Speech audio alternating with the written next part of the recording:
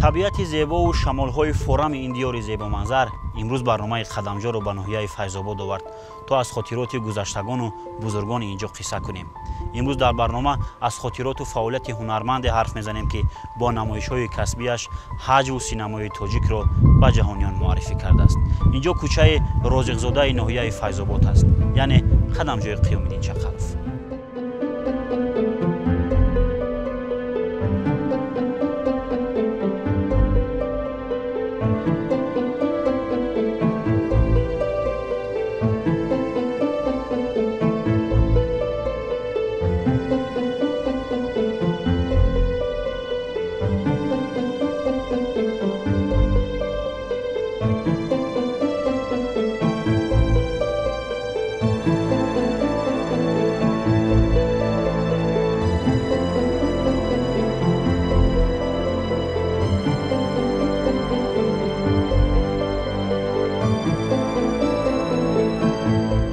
منزلی که شما اونجا قرار دارید اینجا به حجره کاری و مهمانخانه پدرم بود. در اینجا البته همیشه مهمانان و دوست و یار و رفیقان همکاران البته تشریف می آوردن، حضور می آوردن و اینجا همیشه یک بزم بود، همچون یک محفل ها آرامه شد و البته در اینجا رحمتی کار و فعالیت میکردن، یگان چیز ایجاد میکردن. البته این ما همیشه وی را در اینجا پیدا میکردیم و در اینجا البته این اسباب ها هستند که آویزان اینا از جانب یار دوستان و همکاران البته تحفه شدند.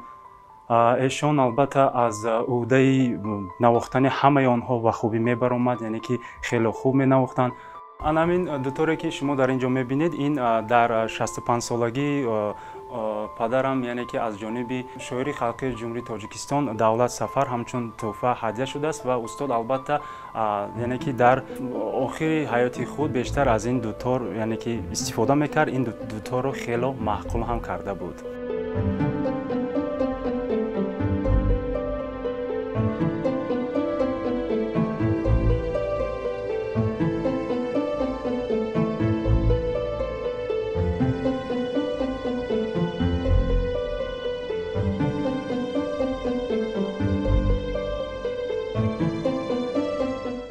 البته در اینجا رسم هایشان آویزان هستند که اون کس همچون ایجادکار رسم و یعنی که از رفت ایجادی خود خیلی دوست می داشت و البته اونها را ثبت میکرد و می آویخت.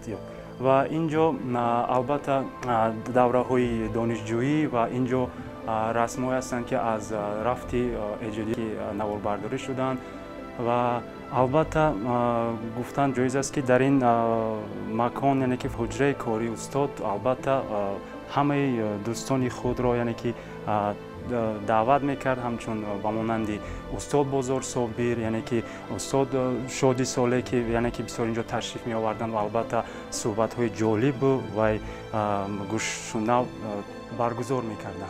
فقط مهمان می اومد، فقط می اومد وقتی که از زنبروی اصل گرفت شوخی کده می آمدن میفتن ما اصل خوری اومدیم. چقلب ما اصل خوری اومدیم. بیشتر مهمان دوست می داشت. به خوراک به اوقات به یک دو سیل نمیکرد.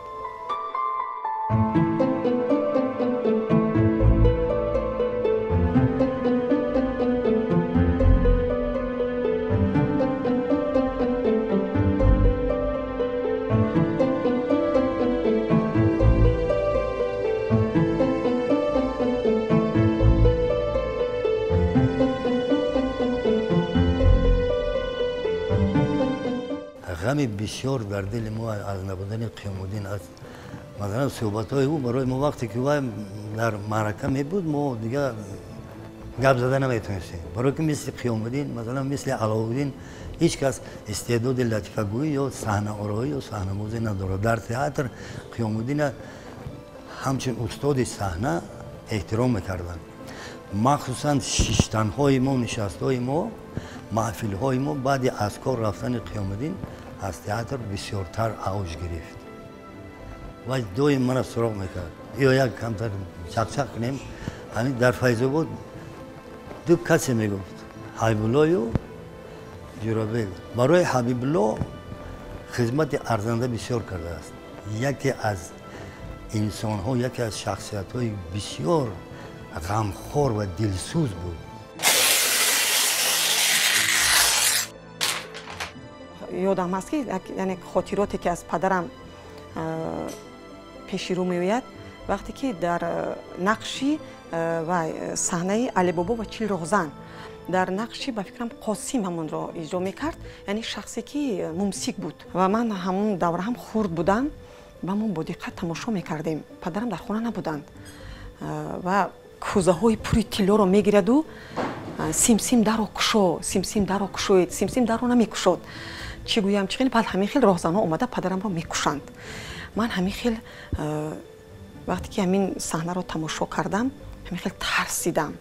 من با خواهرچه‌های مثلا دودرچه‌های ما اپا می نشستیم، هیچ از خاطرم نمی رود که من گریه کردم که پدرم رو کشتند، پدرم دیگر نیست.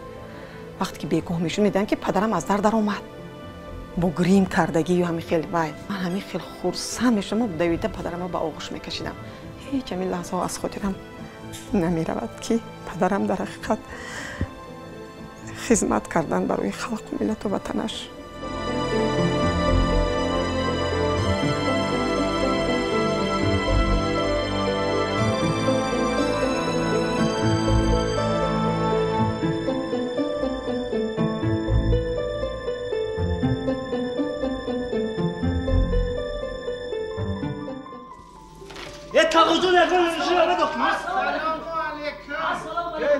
شما دید مرحمت همینجا گفتن کسی کسل شده است. کسل شده مرحمت.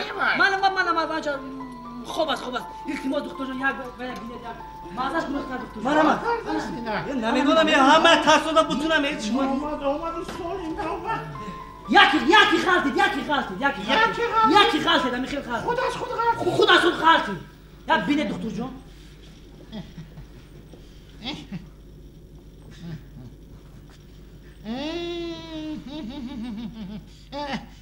شما نوشیدن نمیخواهد؟ زنم نمیخواهد. زنتون نمیخواهد؟ شما چی؟ من میخواهم. شما میخواهید؟ شما خواهید دو در یکش هر رفته با سلامتی سرتون نوشیدن گیرید. به هر حال میگم پرتویم یک سنجیده بینم. این نامعقولی نکنید شما میپرتوید.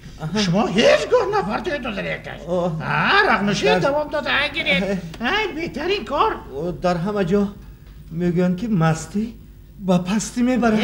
افسانه های کنه بابایی. پستی با نمیبرد. این یک بار دیگه جو میبرد این. دکتر جان لبای اگر من نوشم زنازنی میکنم. بهترین کار میکنید. اگر نوشید و زنازنی نکنید اما چی کیفیت دارد باید زنازنی کنید که چه خاطر بماند. میدانید سحری میخیزی و میبینی که تگ چشمت کبود از کجا در کجا برای چی در خاطر آوردن نمیتوانم دکتر. این نقصده باید خاطر بماند باز زنازنی میکنید. باید چشم دیگه زده کبود میکنید. برای همین ده حکومت نارمشقتی میذارید. من پدرم همیشه کوشش میکردند که یک چیز ایجاد کنند که اون یگانه باشد و اون یعنی که عالی باشد. برای همین همین بود که شاید پدرم همچون یک هنرمندی مشهور جمهوری تاجیکستان و نه تنها جمهوری تاجیکستان بلکه بیرون از آن هم نیز گشت.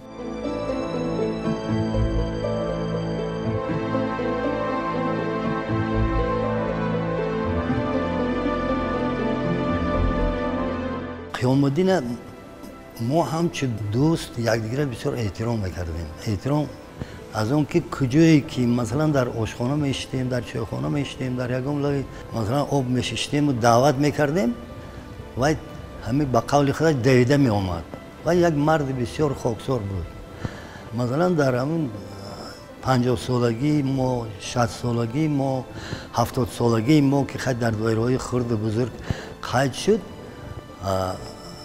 قیام الدین بزرگ همون راوی ما برنده معرکه بود همونم از حرمت مثلا وای نمیگفت من اکتوری مشهورم مثلا هنرمند خلقی تاجیکستانم نه وابسته به میان قیام الدین در برابر عنوان بلندی که از جانب پرزیدنت داده شده است و استاد صحنه بود.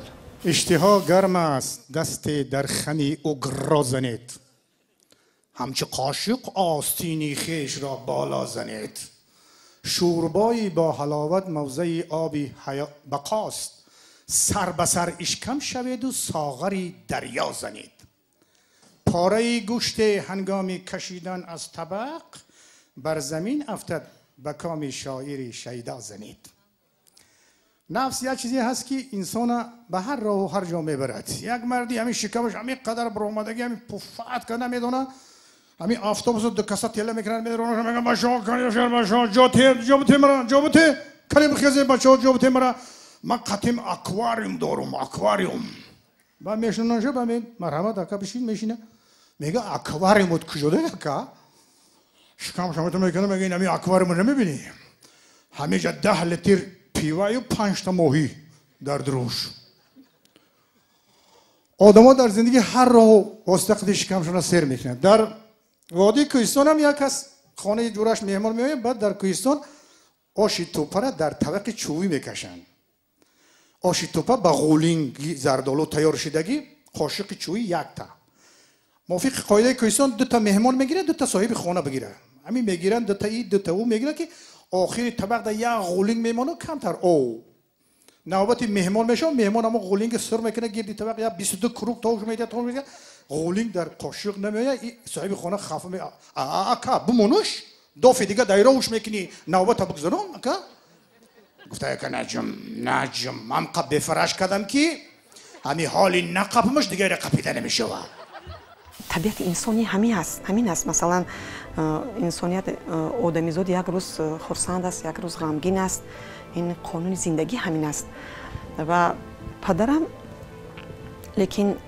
آرام لیکن اگر کارش اجرا نشود یا اینکه سپارشی که داد مثلا کمبودی باشه در خانه حتما کمتر عصبی هم میشدند بسیار ایجاد میکردند وقتی که من دانشجو بودم ما یک جای در روبروی چایخانه راحت یعنی که نزدیک تئاتر خانه ما در آشیانه 4 قرار داشت و من با پدرم در همونجا زندگی میکردم و البته در همون دوره من دانشجو کورس 1 بودم بعد روزی شد و پدرم گفتند که تخمینا یک شعر نوشتم یک همین خواندنمی برای یعنی قافیه های شعر دیدنمی برای که یعنی غلط هایش باشد اگر مثلا اصلاح کنم من همون شعرش رو خواندم هم قابلیت شاعری داشت دلم آلوچه میخواهد دل ما سموسه میخواهد دلم آلوچه میخواهد من شخصا به نام همه بزرگای تاجیکستان افتخار دارم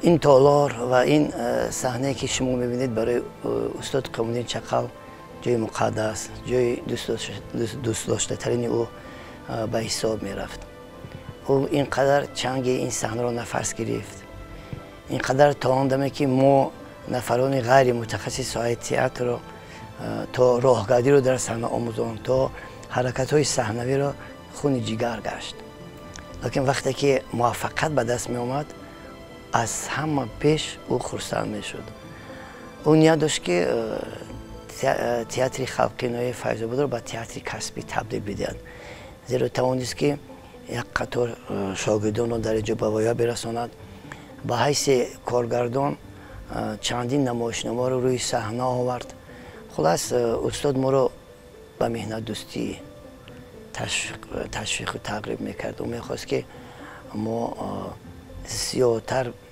ایجاد کنیم و محض مصلحت های مفید استاد بود که ما توانستیم در ناحیه یک تئاتر استودیو حجوی شهر شبرا تأسیس بدهیم بغیر از نمایش‌های تئاتری ما چهارگونه دیگر فرهنگی دنبال بودیم لیکن اون کس میخواست که ما زیادتر به تئاتر سر و کار داشته باشیم نمایشنامه نو از شنبه گرفته می آورد تا که روی صحنه فیض‌آباد به صحنه گذارد و محض توسط غمخواری آن کس تئاتر خلقی نهایی فیض‌آباد فیلیال تئاتر اکادمی لاتی گردید.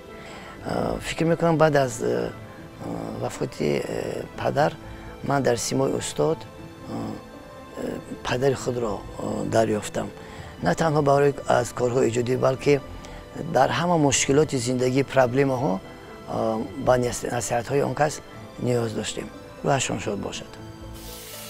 قیام‌الدین چقلف با نقش های جذاب و هنر والایش در دل و دیده مردم محو گرفته است. در واقع وقتی نام این هنرمند را به زبان میاریم همانا تبسم در لبانمون پیدا میگردد.